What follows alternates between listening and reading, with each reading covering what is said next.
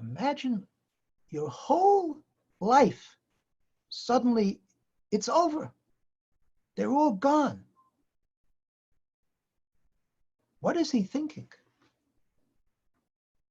And you see an unbelievable koach of a Jew. A person who is the master of Torah, it doesn't matter what the matzav is. He has an agenda that he is Rabban Shel Yisrael. He has an agenda of achrayut. He has a responsibility to continue the Torah, which is the life of the Jewish people. Nothing less. It's the life of the Jewish people itself. And when he learns Torah and teaches Torah, there's a future for Klal Yisrael. And so the next thing and the only thing that is on his mind is that he must teach Torah. He must give over the Masorah. And it's very interesting. Normally, I am here. I give you the opportunity to come to me and be my Talmid. So the Rebbe is where he is, and the Talmid comes to the Rebbe. But what happened here? He went looking for his Talmidim. Because if you have the achrayut and the responsibility, then you go and create the future of the Torah. You go and create the future of the Torah. Because without the Torah, there is nothing. And so he goes and he finds his Talmidim, and he starts with these 5. And that's why we are here today. It's not just the Torah that we learn. It's why we are here. Because without Torah, the Jewish people fall apart completely. This is the way it was in every generation and every tekufa. That's the truth. And so Rabbi Akiva finds these 5, and from there, the light for Klal Yisrael is returned. Rabbi Akiva has that koach. You know why? Because he has a confidence. He has a confidence in the future. He sees that this is not the end. And I must tell you, I've said this many, many times, but I'd like to repeat it again. Rabbi Akiva and his chaverim, these great talmidim of his, and his colleagues, they're walking by the Beit HaMikdash and it's in ruins. It's a churban to such an extent that the animals are roaming wild because nobody is there. It's so desolate. The Romans saw to it that it should be completely destroyed and made barren, and they sowed it with salt so nothing should grow, and they refused to let the Jews rebuild on that spot. So there's no Beit HaMikdash. The Jews are suffering terribly. They're suffering on every level. And Rabbi Akiva is passing by, and he sees the fox roaming freely. Shu'alim hilchu bo. And he starts to laugh. Everybody else is crying. Very famous Gemara at the end of Masechet Makot. And he starts to laugh, and they ask him, Akiva, why are you laughing? And you know what he tells them. He tells them, I shouldn't laugh. The Pasuk says, and he quotes them a Pasuk about the Geula Shelema. He quotes them a Pasuk about the future. And they say, Akiva nechamtanu, Akiva nechamtanu. You comforted us. And there's a tremendous problem. You know what the problem is? It sounds from the Gemara that they didn't have the same emunah that Rabbi Akiva had. They didn't really trust HaKadosh Baruch Hu. They didn't believe that they're going to have the Geula. So Rabbi Akiva tells them, you see how true this is? Just like the Navi Yirmiyahu said, Shu'alim ilchu bo, there'll be foxes running all over. And you see the foxes. So too, it says there's going to be a time when Yerushalayim won't even need a wall because it'll be so free and so completely at peace with the rest of the world. And the Arim and the Zakenim, with the Keno, everybody's going to be dancing and frolicking and sitting and enjoying. So that's why they said, Nichamtanu, you comforted us. And that's why Rabbi Akiva laughs. What is there to laugh? Right now's the time to cry. And didn't they believe the same as Rabbi Akiva? Absolutely they did. They didn't know that there's going to be a Geula? Of course they did. The Geula is going to happen. What's right now? Churban. Churban, you're supposed to cry. So where's the nechama? And how does Rabbi Akiva explain himself? They're tremendous questions. You know what the answer is? The answer is, Eino domeh shemi'ah l're'iyah. Rabbi Akiva had a different set of eyes than they did. They had the same emunah. But Rabbi Akiva, when he looked at that fox, you know what a hologram is? You look at it this way, you see one picture or one color. You look at it at a different angle, you see a different picture, a different color. A hologram. Rabbi Akiva saw a hologram. Rabbi Akiva, when he looked at that fox, he saw the Kohen Gadol. The fox turned into a Kohen Gadol. Because Rabbi Akiva, his emunah was not, there's something going to happen in the future. His emunah was that there's no such thing as time. What we see and what will be and what was, it's all one. It's all one emet. And in the emet of that all one, he saw the Kohen Gadol. So he started to laugh. What? The Kohen Gadol is there. But there's a fox.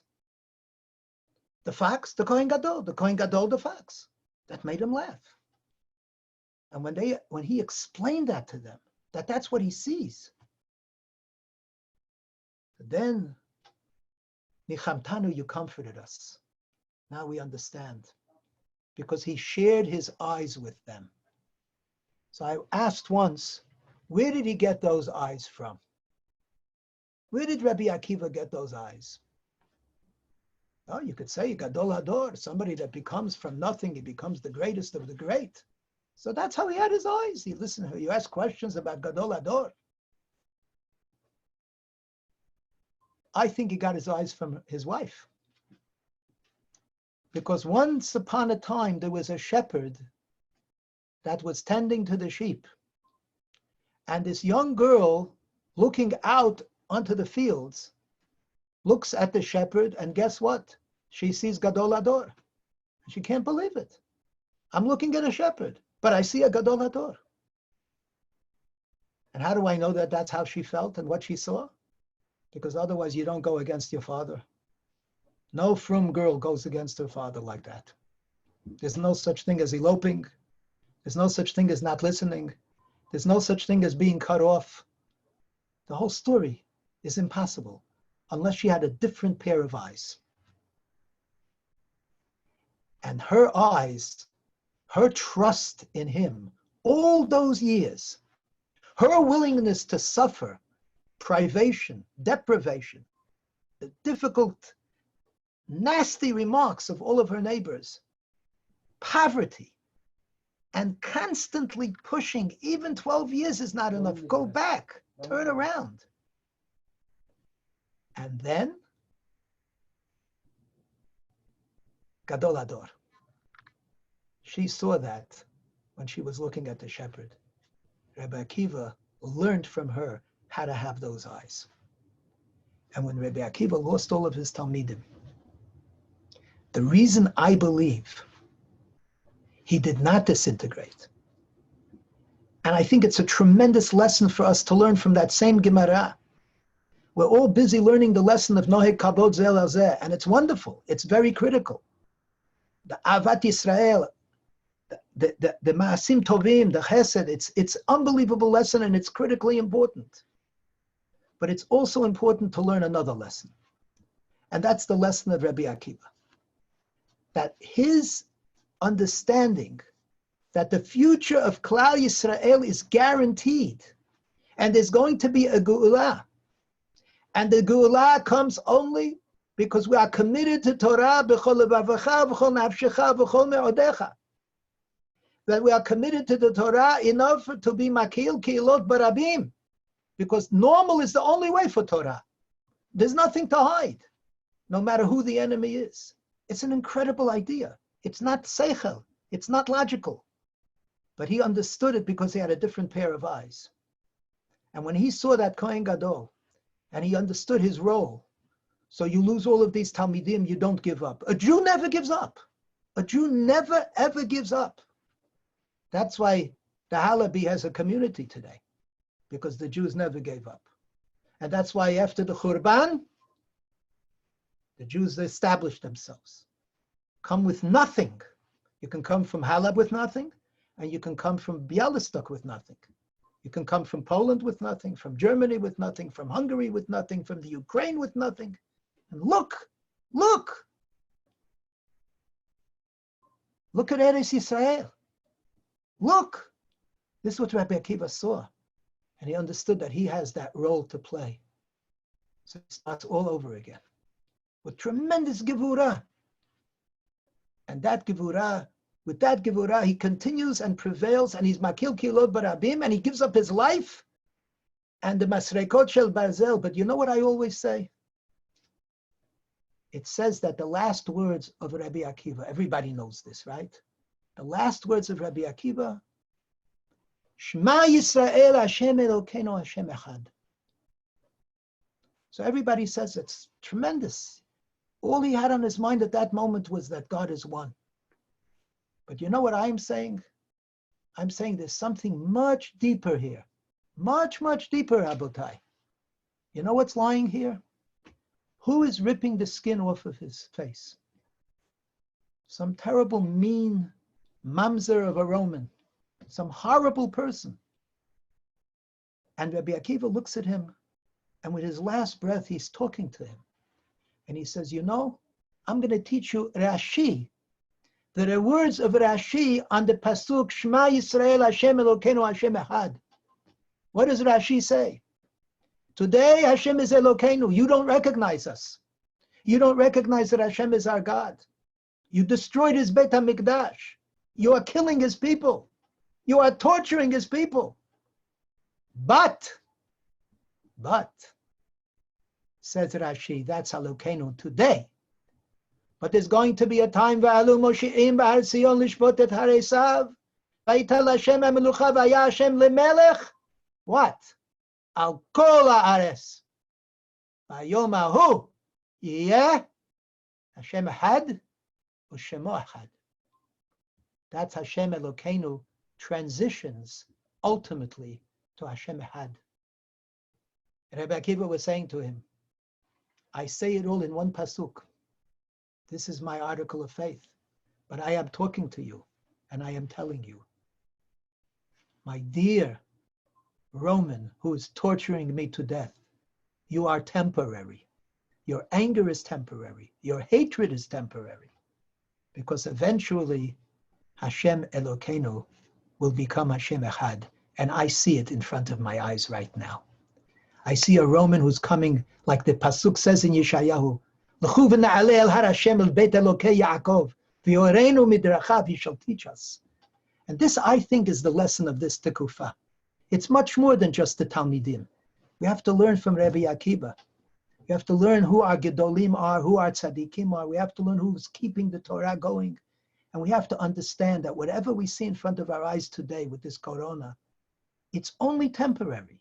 We have to borrow the eyes of Rabbi Akiva, and we have to say, Rabotai, there is going to be an end to it. And there is a future for Klal Yisrael.